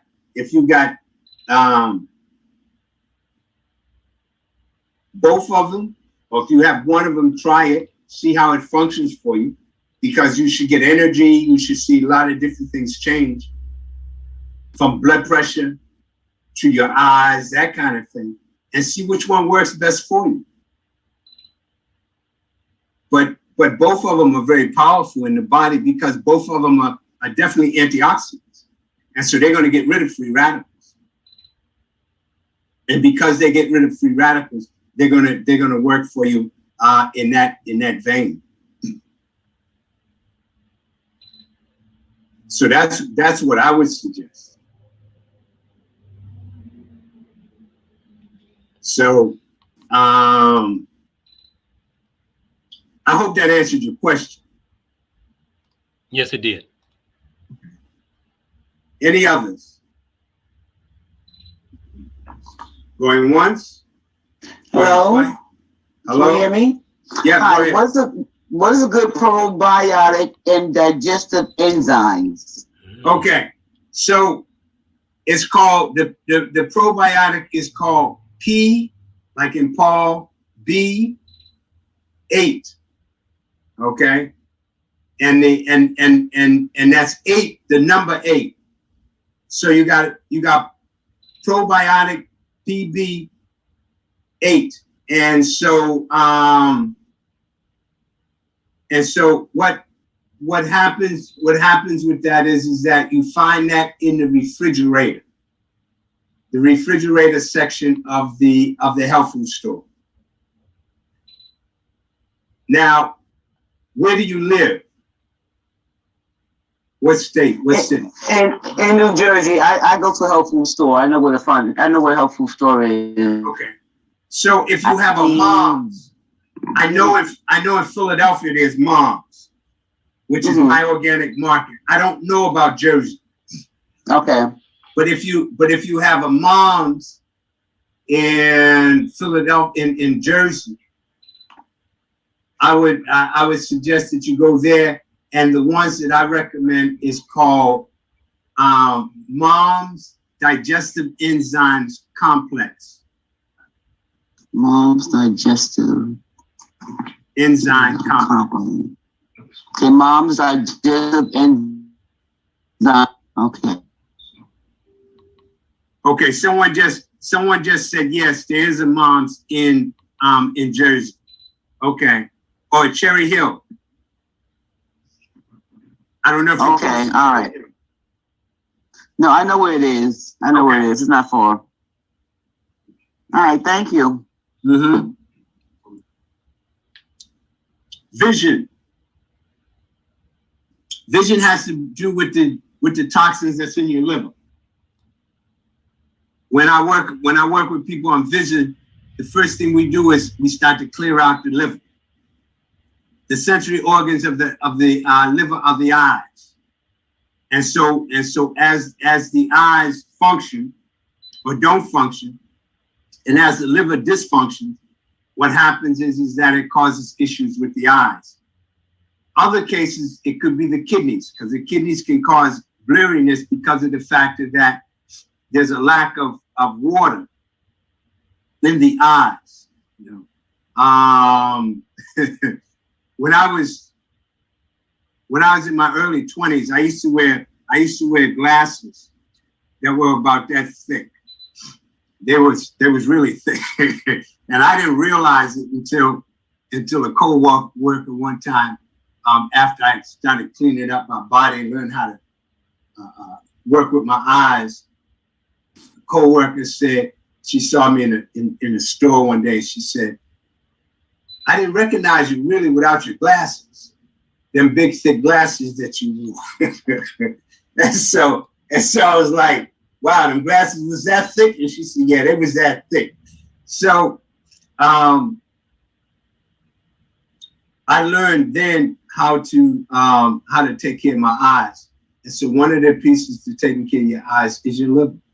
The other piece has to do with your kidneys.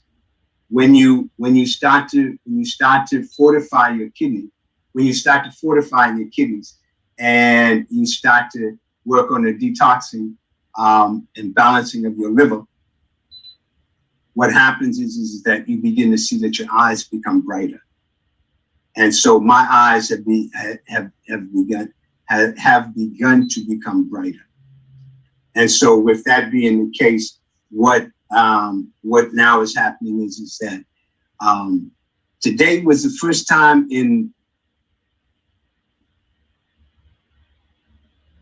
maybe 5 years I had to put on a pair of glasses for reading. And that was just only for a minute or two. And then after that, so, I guess that was part of my cleansing happening. But yeah, you can reverse what's going on with your eyes through your liver. All right. Any other questions? Going once, going twice, going 3 times. Be well, enjoy your life as you peacefully walk in health. Odabo.